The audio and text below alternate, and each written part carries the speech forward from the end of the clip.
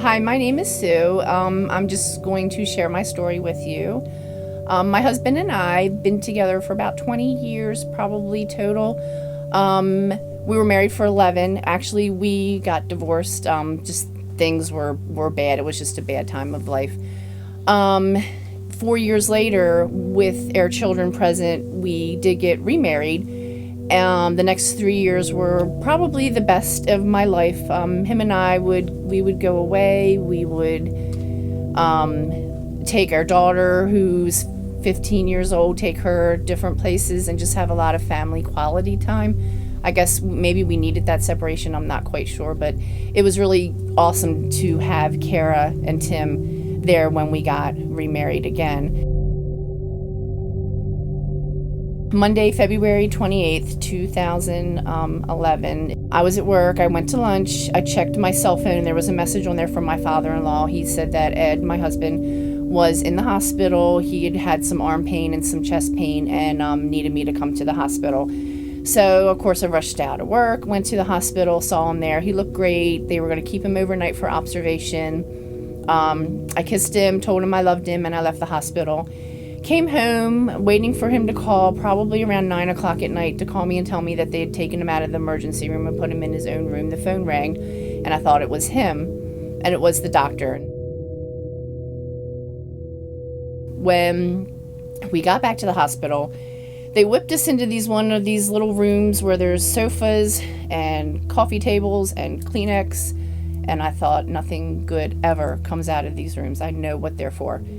And the doctor came in and basically said that he had a dissected aorta, which is in his heart, and he needed emergency surgery. They were making arrangements to transfer him from one hospital to another. When he coded, I heard the words, we tried to revive him. I heard the word ultrasound, x-ray. We worked on him for 45 minutes. And then I heard the words, I'm sorry, Sue, but Ed died.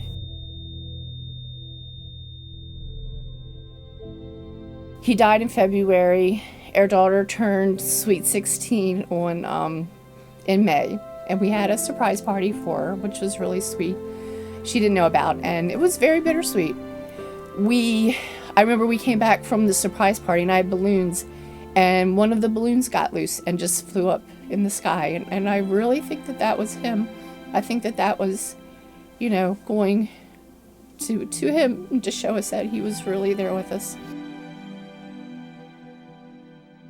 So, 2 weeks later, went back to work.